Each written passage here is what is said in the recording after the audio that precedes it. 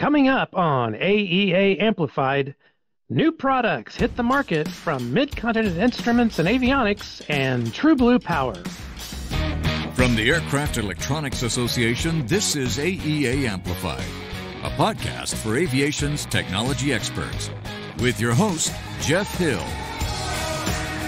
Hello, friends, and welcome back to another episode of AEA Amplified, sponsored by Genesis Aerosystems, a Moog company, providing full cockpit upgrade solutions of customizable EFIS displays, UHF and VHF aircraft radios, and autopilots, plus much more for retrofit and OEM factory fit aircraft. To learn more about the upgrade solutions, visit genesis-aerosystems.com. Hi again, everyone. I'm your host, Jeff Hill, for this June 21st, 2023 edition of AEA Amplified. And it was only a few weeks ago at the AEA convention in Orlando when we had 33 companies unveil new products and services to the avionics marketplace. And today, I'm excited that we are able to shine the spotlight on one of those companies that unveiled some really cool innovations. And I know will bring music to the ears of aircraft owners and AEA dealers alike. So I am excited to welcome our guest, who is the Senior Vice President of Technology and Products for Mid-Continent Instruments and Avionics, Mr. Matt Harrah. Matt, thank you so much for joining us again here on AEA Amplified. And we actually had you on previously on the podcast a couple of years ago, back in March of 2021, when you first introduced the Flex MD23 series, and now you're back at it again with more new products to talk about. So let's start, I guess, with the brand new Flex Digital Standby Package. What exactly is the Flex Digital 3-Pack? Well, Jeff, first off, thanks for having me back on. It's always great to be supporting the Aircraft Electronics Association. And yeah, we're pretty excited about the Flex Digital 3-Pack. As I know most of your listeners will recognize that Mid-Continent Instruments and Avionics, we've been in the mechanical gyro and instrument business going back to 1964, 59 years now. And as we continue to evolve as a company, one of the things we saw coming out of COVID in particular, and the disruption that had in so many businesses, was that a lot of the kind of bespoke components that make up mechanical instruments, especially in the gyro realm, as well as in the altimetry kind of world, became really hard to get. A lot of the kind of companies that were making those components, for lack of a better description, are kind of mom and pop shops, not a big supply base for those kinds of instruments. You know, we've been dealing with digital for so many years, and we definitely felt it. You know, we see it, we experience it every day, trying to continue to service and repair legacy mechanical instruments and gyros. And as we saw that it's harder and harder to get a hold of parts, we were really concerned about the ability to keep some of that moving forward. We said, you know, how do we address this issue that we see, which is maintaining these mechanical and aneroid-based components? We said, we've got our Flex product, the MD23. We've got pitot-static, absolute differential pressure sensors in one variant. We've got a great inertial measurement unit in another. So, why don't we just look at our own product line to solve this kind of emerging problem of maintaining, especially 2¼ inch, or what's also known generally in the industry as 2-inch mechanical instruments. And that's where, we once upon a time had a series of 3 2-inch standbys, kind of at the beginning of the glass panel revolution. And I'm sure everybody remembers that. And so, we were making those instruments. We had our 4200 gyro, the Lifesaver, which was a 2-inch gyro with battery backup. We had 2-inch altimeters and 2-inch airspeed indicators. So, those are the most difficult ones to fix. At this point, trying to find those major components is just incredible. So we said, we've got Flex, let's just use Flex. And so we had a great launch pad to develop these 3 new products. So we're replacing our original mechanical 3-pack. That was a big push, especially for any of the, King Air G1000 is a great example of a platform that had a lot of those installed when that program kicked off. And so, we'll do it with Flex. And so that's where it came in. We were able to utilize the pitot-static based solution of our MD23 hardware line and our IMU-based or AHRS, the way a lot of folks would think of it, product to create a new digital three-pack that can help fill in the space for where the mechanicals have traditionally been. And Matt, you may have touched on this a little bit, but why are these units such a great alternative to, or an upgrade, I guess, to some of the other standbys that are out there? The real beauty of these units is just really the simplicity in size and the easy to get, how easy they are to get in the aircraft. And one of the things we always see as a challenge is that if you're trying to replace a mechanical instrument, they're generally pretty deep. They can be 8 to 10 inches long pretty easily, sometimes even longer, depending on what it is. And with these instruments, they can fit in the existing panel.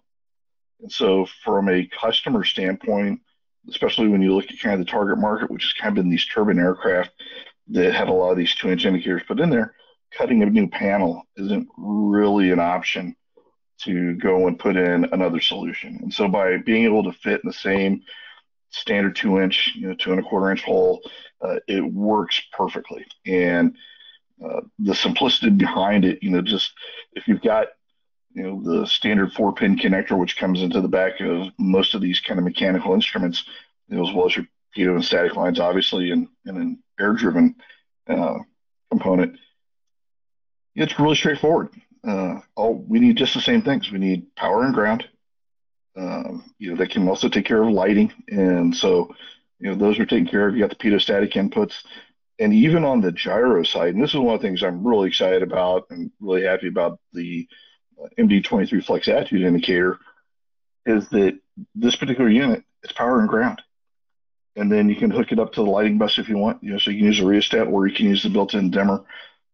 But literally, it's 2 wires. There's no need for GPS. There's no need for airspeed. It's incredibly simple.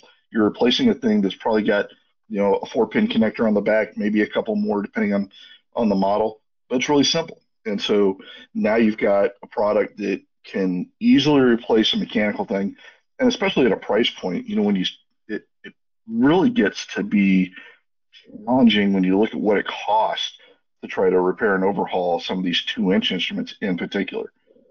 Smaller does not necessarily mean it's less expensive. It means it's much more bespoke. And, these are really niche things, and they're hard to do. When you get something that small, talk about Swiss watch, right? It takes that to the next level. So now you've got something all digital, highly reliable, that is a quick drop-in replacement and at a cost that in some cases may be, as much as half the cost of just a repair. You can install a brand new unit that's got this great extended life. So really exciting for a lot of reasons for that. Definitely for the customer-facing aspect. If you're flying around in your airplane and you've got a multi-$1,000 overhaul staring you in the face because something, obviously has gotten out of limits because it's 20, 30 years old.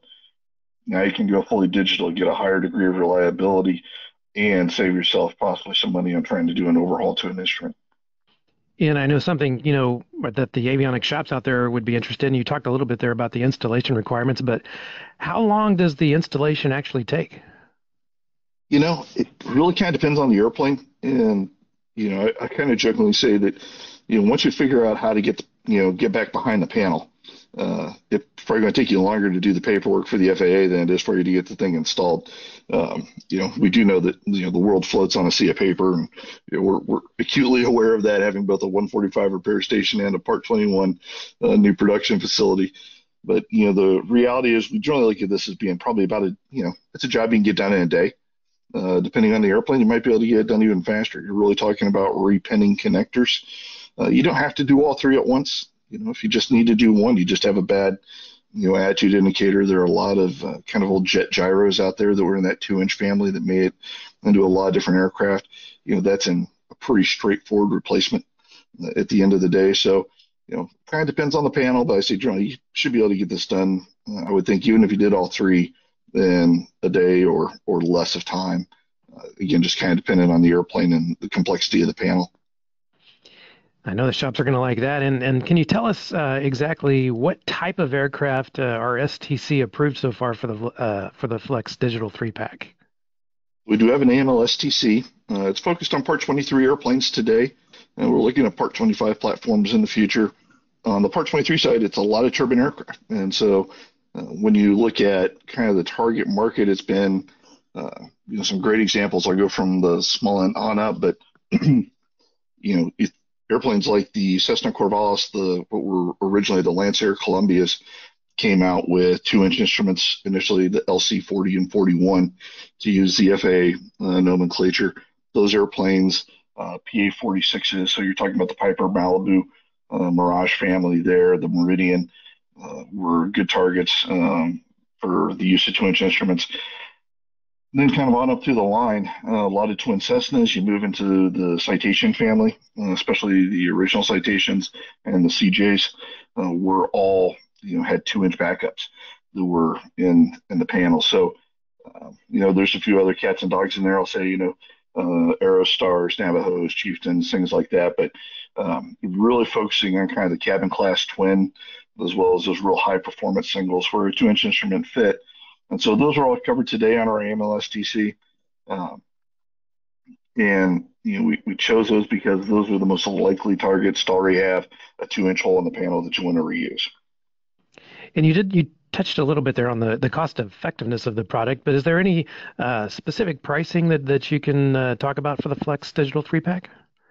Sure thing. So, from a 3-pack standpoint, if you were to be so inclined to do all three, there is a bit of a bonus in that we do have a package pricing for that comes at a list price of $15,000. You can do all three instruments. From there, if you need to break it down on an individual basis, the attitude indicator has a list price of $6,500. The digital airspeed and altimeter both are $5,500. So you can see you get a little bit of kind of the package pricing deal if you do all three, but they are available individually. Very cool. And once again, we are visiting with Matt Harrah. He's the Senior Vice President of Technology and Products for Mid-Continent Instruments and Avionics here on AEA Amplified, sponsored by our friends at Genesis Aerosystems, a Moog company. And Matt, I know you're not done there. You have more news to share in the form of new products, also announced at the AEA convention in Orlando a few weeks ago. True Blue Power unveiled 2 new lithium-ion main ship batteries, and that's the certified TB14 and the TB2812V. What can you tell aircraft owners and your dealers about these new batteries? Well, Jeff, we do love our batteries at True Blue Power. That has been something that we've been very passionate about since our CEO and president, Todd Winter, launched us down this path, going almost 13 years ago now for True Blue Power. And we had the first TSO lithium-ion main ship battery in aviation. And the initial products that we made were larger capacity batteries, really focused in a turbine environment. We've really we've kind of slogged our way through the new and novel of lithium-ion main ship batteries and standby backup batteries for a number of years. For us, it's no longer new and novel; it's old hat. And the one thing that we realized we were missing was, our TB17 had been one of our earliest batteries. It's a great product. It is incredibly robust. It's one of the things with the team here that I'm so proud of is the quality of the products that we build. Starts at the design and then it goes into the production. And the TB17 was one of these things that in the most high vibration environments, helicopters in particular, of all shapes, sizes, and varieties, it's just been a rock star. Incredibly durable. These batteries last 8 to 10 years, compared to a lead acid battery that, kind of depending on your experience, I think, 12 to 18 months is feeling pretty good. And 24 months, dip that thing in gold because it's a great battery. And so we're really proud of the fact that we can go, 3-4 times longer in terms of life with this battery. And we said, we just don't have something that's quite small enough, light enough at the right price point to get down into the lighter end of GA. So we said, all right, let's step back. How are we going to do that? The technology that we've been using on our bigger batteries didn't really lend itself as well. And a lot of that was kind of price point driven. We use pretty bespoke cells inside those larger batteries, and it's been a big part of their success. But we were able to find a different kind of cell. still uses the same chemistry, which is a lithium iron phosphate. And that's the core chemistry we use in our lithium batteries. And for the listeners out there, if you don't know lithium batteries, I'm not going to bore you too much. You can go out to our website and learn a lot more about that, or lithiumexperts.com, to pick up on some good training around lithium batteries. But there's multiple chemistries. That's the most important thing to realize, and they're not all created equal.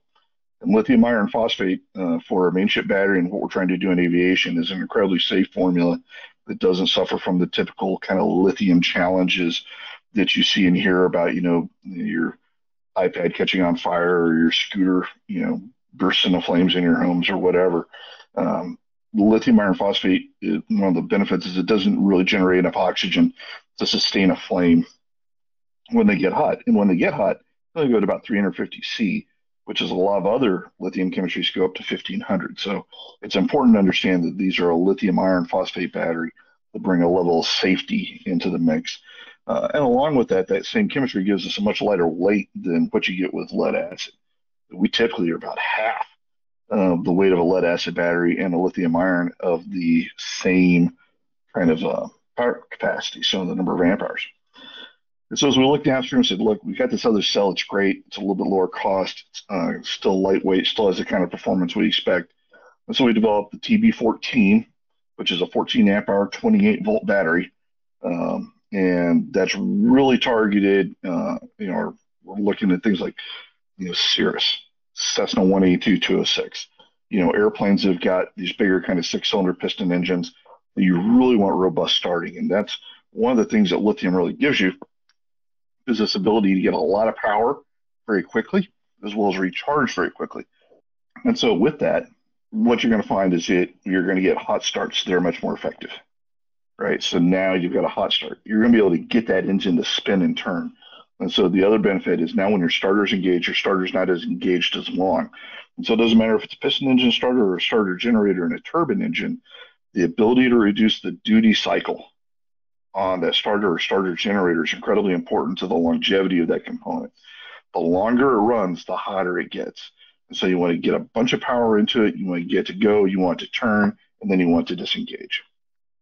And that's exactly what we designed these batteries to do. And so when you've got that hot start, you've got those challenging conditions, this battery is going to start that engine quickly and reliably every single time. And so the TB14 brings that down into this piston engine world at a price that you're going to be able to afford. And again, we're expecting these things to last 6-8 years pretty easily, maybe even as much as 10. Kind of time will tell there, but we definitely know you're going to get substantially longer life than what you're going to see out of anything on a lead acid battery. And then the 28-12V, it's a little confusing here. Our nomenclature has always been around the amp hours of the battery. So the TB28 is a 28 amp hour, 12 volt battery. Everybody, since this is AEA, they'll be able to do the math and understand 14 amp hour, 28 amp hour, and why that changes when you go down to 12 volts. But bringing in basically the same size package into a 12 volt battery, which is something we've never done before. This is our first 12 volt battery. To go down, especially into the experimental market and into some of the older aircraft out there that still have 12 volt systems. There's an awful lot of airplanes out there in the piston engine world in the certified side. They're still running 12 volt systems. And so if you get a legacy, 172 or you built your own, Vans RV pick a model airplane, this is a great battery to put in there. Again, lightweight. You're talking about both of these batteries right around 11 pounds, about 10 and a half, 11 pounds, a little variation there. And, just a tiny form factor. And one of the challenges we found is that you get so much power out of such a small package that we're actually having to work with our certification partners to make inserts to hold the battery to keep it from dropping through the battery box and ending up on the ground, which is a great problem to have. Smaller, lighter, faster. That's what it's all about, and these batteries are going to deliver on that. And we're really excited about it. We're aircraft owners and operators here at McConnet Instruments. That's one of the things I love about our company is we're passionate about it. We all fly. A number of us have our own airplanes. This is that kind of product. It's like, if I could make something for myself, what would I make? This is one of those areas where it's like, I want our battery so bad in my airplane because I know what it's going to do for me, and I know the benefits. And definitely, if you've got an airplane like mine, I'm a little nose heavy in my airplane. I wish I could move my CG aft a little bit. Here it is. I can, take a bunch of weight out in a battery. I'm in. It's going to help me out at the end of the day. So, we say we start lighter, we start faster, and we start smarter. And it really goes down to being light, getting great engine starts that go quickly, that are going to be better for your starter generator, just get you a better experience as a customer. And then the last one, the start smarter, is that we do measure things like state of charge, state of health very accurately. It's one of the strengths of our battery line, actually. In general, these batteries are no exception. We're trying to minimize any additional wiring that has to go in as far as enunciation. But if you want the full meal deal, you want it to tell you everything, you really want to know what's going on with your battery, we've got that option. We'll tell you all the information you ever want to know and more, or not. It's just, personal preference. We're trying to build in that flexibility.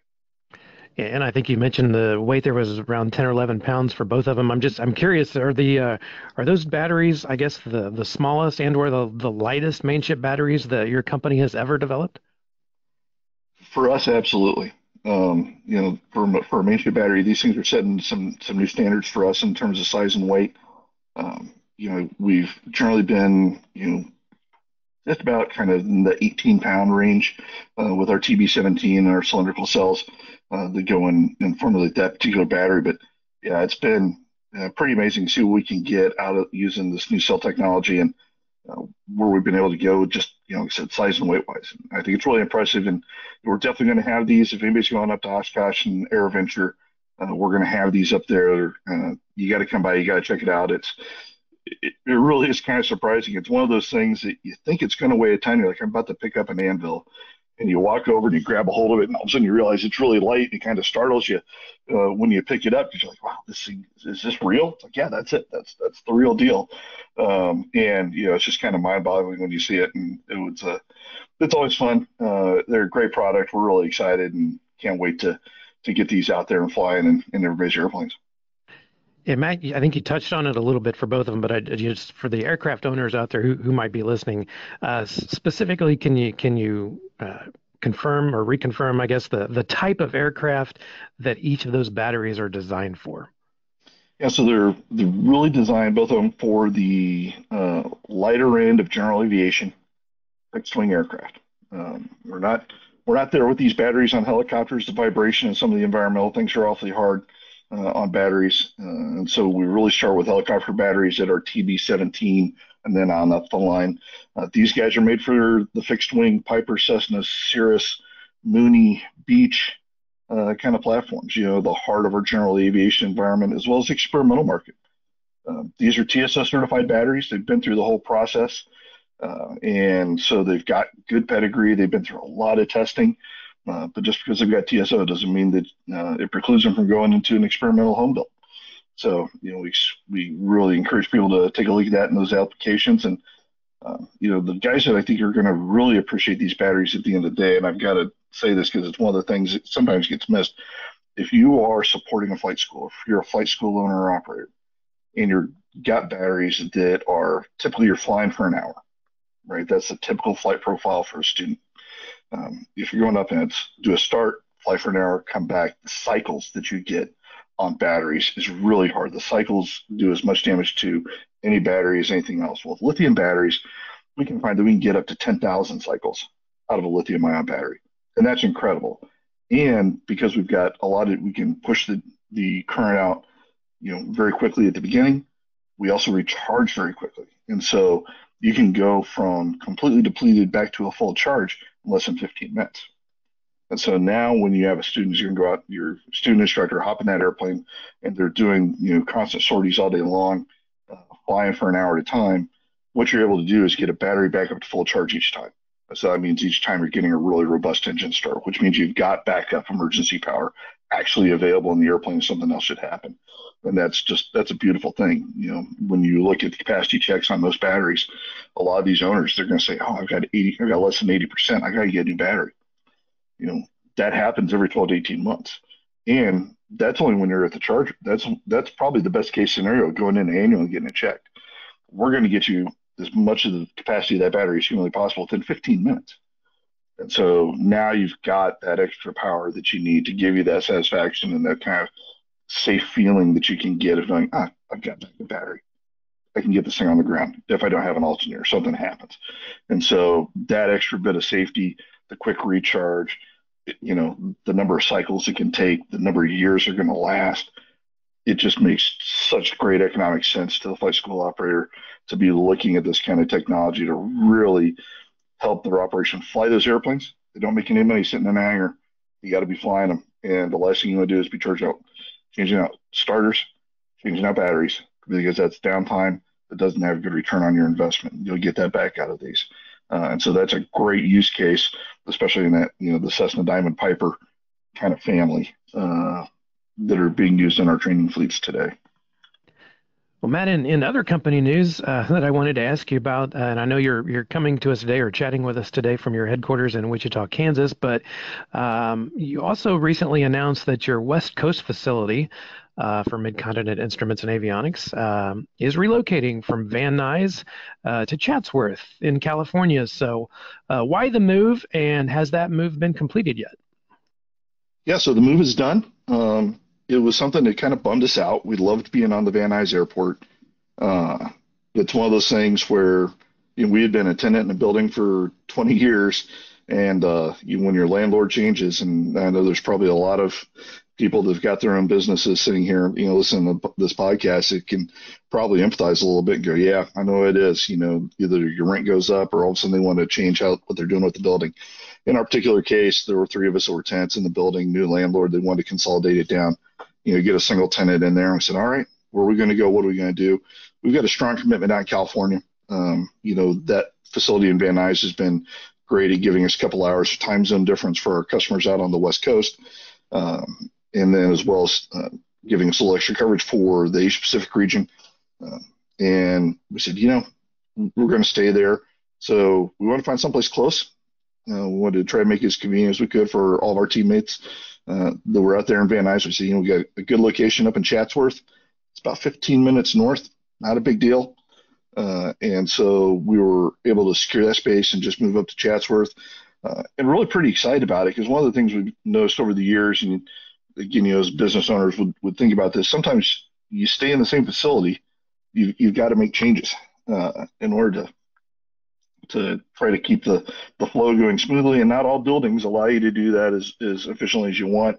And so we said, at least, turn the frown upside down. Yeah, we got to move, but by going up to Chatsworth, we've got a better facility in terms of really optimizing the flow, being able to keep pace with the growth that we've experienced over the years, and it's going to work out really well. We've been there for about a month. I think the transition is pretty seamless. We've been really fortunate. The FAA has been really good to work with. You got to put a shout out there. There are some really great folks working at the FAA, and the team that we work with out in California and Wichita both have been really good to us, and we appreciate that. And it helps that we've got our act together.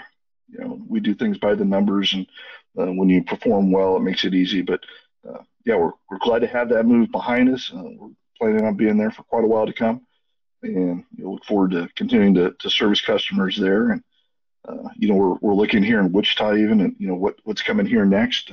So you might even be getting some more news out of what we plan to do here as well. But we want to build more product for our customers. We want to continue to service more product, and to do that, we continue to optimize all of our facilities in Chatsworth, which is kind of the first step in that direction. Well, we certainly can't wait for even more new products to come out from you. And congratulations on that move out there on the West Coast. I guess before we let you go, is there anything else you'd like to add that we haven't covered yet? Jeff, we're just really excited about the 3-pack is back. So you've got those 2-inch round dial mechanical instruments. Don't think about overhauling them. We'll still do it. Give us a call. If you really want them overhauled, give us a ring. We're still that company. We still love to do that as well. But we also have a great cost-effective solution for you for the long term in the Flex Digital 3-pack, and we're excited about that. I tell you that I kind of get excited. I never thought I'd get excited talking about an attitude indicator or an altimeter, but we've added a lot of different functionality into them. The standby altimeter also has a VSI. We did some things where the markings match. We've got trend indicators, so what you're used to seeing on your glass panel, you can see in these indicators as well. And so it makes a much more seamless transition. It really modernizes the panel. So, it's kind of the last plug around that. We're excited to have them. Give us a call. We've got them. It's one of the things we have bounced back out of the supply chain crunch that everybody's living through. And we've got product on the shelf, so give us a call. Whether it's clocks, USBs, MD23 Flex 3-packs, batteries, we've got the stuff ready to go. So pretty exciting to see the industry doing as well as it is. Kudos to everyone who's come through that particular challenge. And we're excited to be part of the industry. And looking forward to moving on. Well, Matt Harrah, thank you again for joining us here today on AEA Amplified. And of course, our listeners out there can learn more about the Flex Digital 3-pack from Mid-Continent Instruments and Avionics. They can learn about that online at their website. That's mcico.com. Again, that is mcico.com. And you can also check out the new lithium-ion batteries from True Blue Power, and that's at truebluepowerusa.com. I'm also pleased to share that Avionics News Magazine is going to have more coverage of each of these new products, and that'll be in the upcoming July edition. So stay tuned for that. The digital edition, of course, will publish on the first day of the month, on July the 1st. So be looking for that. And you can also pick up a free copy of that edition at this year's AirVenture Oshkosh. Just stop by the AEA booth. And speaking of Oshkosh, aircraft owners can also stop by the AEA booth and register for a chance to win $1,000 toward an avionics upgrade. That will all be happening at Whitman Regional Airport, booth number 2035, beginning on July the 24th.